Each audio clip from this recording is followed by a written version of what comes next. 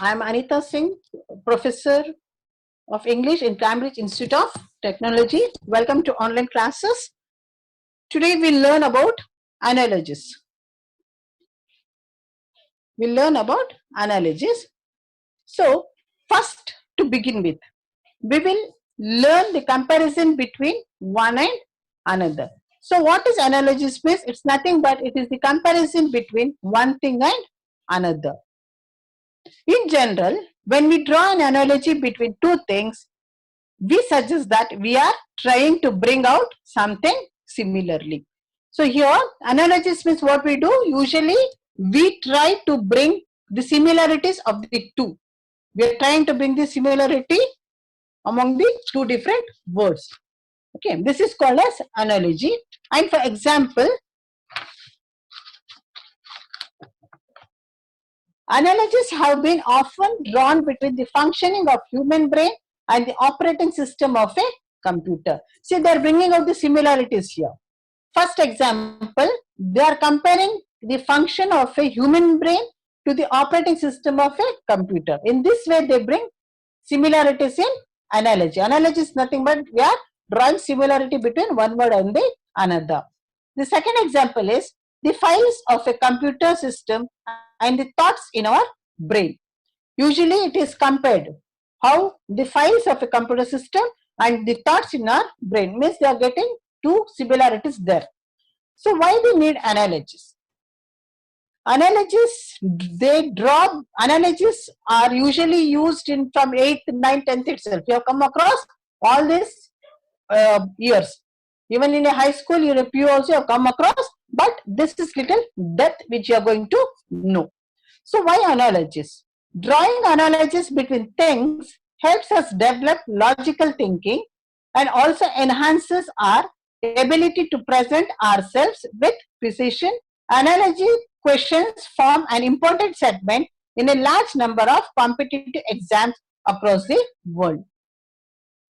So here, drawing analogies between things helps us to develop our logical thinking. Our logical thinking will improve. And these analogy questions form an important segment in a large number of competitive exams. Tomorrow, if you go for any competitive exam, this plays a vital role. Analogies plays a vital role all over the world. Wherever you go, wherever you take competitive exam, this plays a major role. So, dealing with analogy questions. So, what are the questions we are dealing with analogies here? As stated, analogy questions are designed to assess your ability to identify similarity, dissimilarity, or the type of relationship that exists in the word pair. So, as I've already told you, what is meant by analogy? Analogy is nothing but we are finding some similarity and dissimilarity. It is the ability to find or identify the similarity, dissimilarity, or the type of relationship that exists in the word pair. Two words will be given, or one word will be given and options will be given below. So you need to choose that and make a pair there. In a typical analogical questions, you are asked to establish a precise relationship between the head pair, often termed as stem pair of words. So in a typical analogical question, in some questions, in typical analogical questions, you are asked to find a precise relationship between head pair, is also known as the stem pair, and identify the pair of words that has a similar relationship. See here, first word which exists in the analogy, that is called as head pair, and sometimes it's also termed as stem pair. So for the head pair or the stem pair, you have to identify the pair of words that has the similar relationship or the similar meaning. Okay, so here we find, now next is common analogy pattern. So what is common analogy pattern? Different patterns we find in analogy. First is analogy of definition. First pattern is analogy of definition. In this pattern, the relationship between the stem pair is that by definition. So here analogy of definition is, it is the pattern, the relationship between the stem pair and the definition itself. For example, A does the work of B. There is very great relationship between letter A and B in the sense relationship between the stem word and the root word here. For example, the teacher teaching analogy. So what is the nature of teacher? What is the job of teacher? Teaching analogy. Means the teacher teaches. So what is the analogy here? Teaching. So the relationship between the pair word is clear in this analogy, as by definition a teacher teaches. So the job of teacher is to teach. So what is the analogy here? Teaching. Next is analogy of synonyms. Next is analogy of synonyms. Synonyms means the same word, the same meaning of the word. You have learnt in your last classes, synonyms and antonyms, they are same words. In this pattern, the words in the stem pair are synonyms of each other. The words in the stem pair are synonyms of each other. They are same. Okay, meaning will be same. For example, the stem pair corpulent is fat. Analogy is fat here. So the stem pair corpulent is nothing but fat. Here the words in the pairs are similar. They are synonyms. Understood? So these kind of pairings, these kind of analogies are called as analogy of synonyms. Next is analogy of antonyms. In this pattern, the word in the stem pair are antonyms of each of other. For example, examples are mentioned here, I'll read out later. But here, analogy of antonym. Antonyms means what? The opposite. Okay. The earlier one, synonyms means the same word meaning. Now next is analogy of antonyms means you're going to find the opposite of the words there. Okay. This pattern of the words in the stem pair are antonyms of the each of the other. For example, prodigal, parsimonious. Here, prodigal means generous. The opposite of generous is stingy. Here, same way, the opposite of prodigal is parsimonious. That means here you find the opposites of each word. Okay.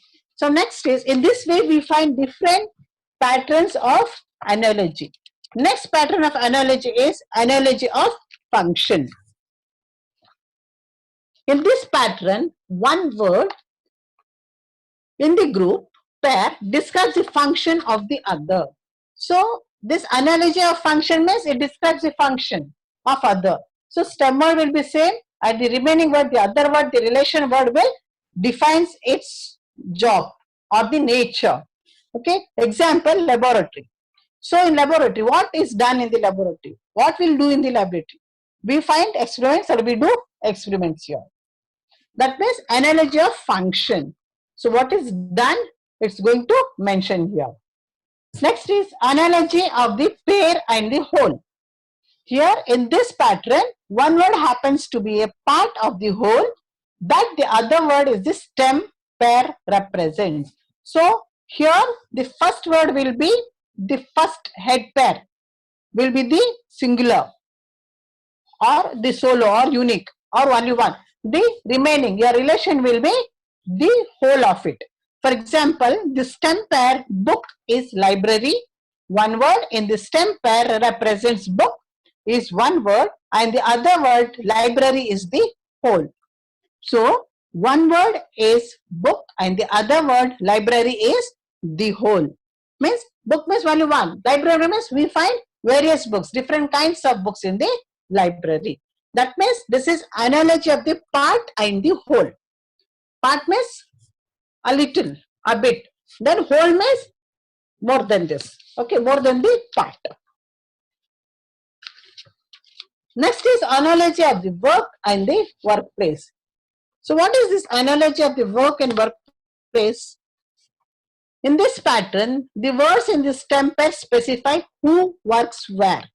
So in this pattern, the words in the stem pair specify who works where. For example, in the stem pair, doctor, the analogy is hospital. So it's obviously where doctor works, he or she will work in the hospital. It is established that the doctor works in a hospital. So this is analogy of the work and the workplace. So analogy of the worker and the product. Next is analogy of the worker and the product. In this pattern, the words in the stem pair specify who produces what. Here, what we come to know, we learn that in the stem pair specifies who produces what. For example, in this stem pair, moon. They are not given anything. Earth is planet, moon is what? The question mark. Okay, moon, options are given: galaxy, satellite, solar system, asteroid. So what we are writing in place of moon, we are giving the analogy satellite. We write the satellite as the analogy for moon there. Moon is the stem pair. Next, second example is write, again question mark, stammer, speak. See, stammer is related to speaking. Here, stammer analogy is speak they have written. So when we speak, we stammer. So when we write, what we do? We walk, play, scribble, dance. Options are given. So the analogy of write is scribble. Next, we will move on to collocations. What is collocations? Collocations refers to pairing or putting together of words and expressions that are often used together. So here collocations, they refer to the pairing or putting words together and expressions that often used together in the form of a proper usage. This grouping sounds natural and the native speakers of English are aware of this arrangement or grammatical interpretations. See, native speaker of English, they are aware of this arrangement or grammatical interpretations. So it sounds natural. When we come to know the depth or the pattern, we may find it a difficulty. So all those whose mother tongue is not English need to make special efforts in acquiring the right collocation. See, whose mother tongue is not English? We speak English, yes, but our mother tongue is not English, and we need to make a special efforts in acquiring the right collocations. To get a right collocations, we have to make special efforts. Collocations can be learned by carefully observing the combinations of certain nouns, verbs, adjectives, adverbs, preposition, etc.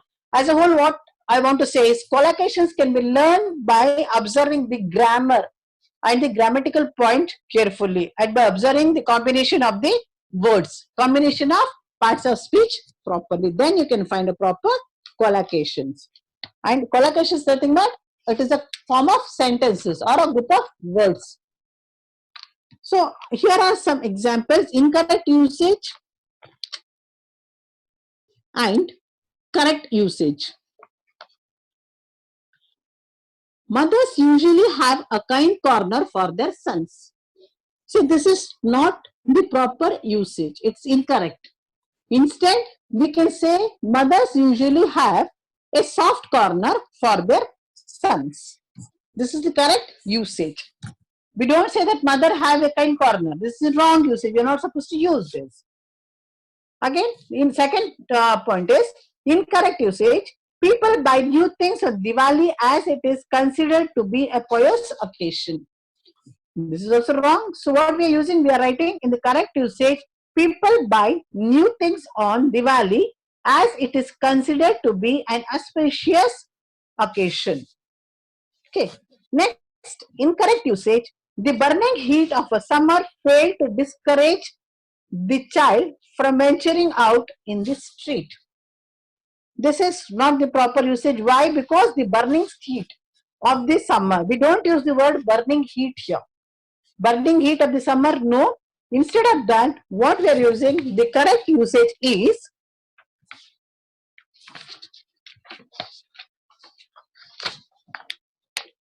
the scorching heat of the summer failed to deter the child from venturing out in the street. So instead of using burning heat, we use the word here scorching heat. So these are the differences which you have to know when you write the collocations. Must be very careful. Next, we'll move on to cloze test, and this test is also known as detection test. Cloze detection test. A cloze test is an exercise, text or assessment consisting of a portion of language with certain items, words or signs removed, where the participants are asked to replace the missing language items. See here, cloze test is an exercise or a text or an assignment which consists of a portion of language. It's a little language. Most of the time it will be a kind of passage. Here what you have to do, you have to add some words or remove some words which is not required. And here certain words will be in a confusion state. You must be very careful when you are writing this cloze test. And you have to replace the missing language also if required. The best thing about the cloze test is that it is a highly scoring part of the English language, and if you master it, you can easily fetch good marks. See, the best thing about cloze test is it's highly scoring part of the English language. You get more marks in that. Okay, so why, how, if you master this language, if you master this cloze test, it will be very easy for you to score or fetch good marks. Okay, it's nothing but it's like a fill in the blanks which you have come across.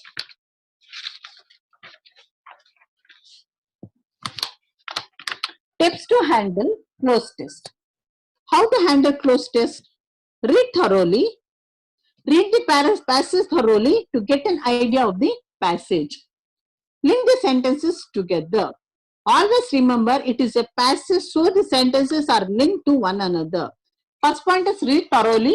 So read the passage thoroughly to get an idea of the passage. Here you may find some blanks in between the passage. So don't just blindly come to a conclusion and start writing. Read thoroughly. Read the passage again and again so that you can get an idea, and then see that you link the sentences. Always the sentences are linked because it is a passage. Type a word to fill in. You can type a word or you can write a word to fill in. Look at the blanks carefully and try to assess which kind of word to put in the blank. Okay, you see this. You see the passage or the blanks and carefully try to write which kind of word to put in the blank. So passage 1, here is an example. Choose an appropriate option from these alternatives needed to be chosen to fill in the blank. This is a simple passage I have selected. Probably you may get a different one. Okay. Or the bigger one, or more, a complicated one. When Mr. Jones died, we went to pay our last dash to him. Okay. When Mr. John died, we went to pay our last dash to him.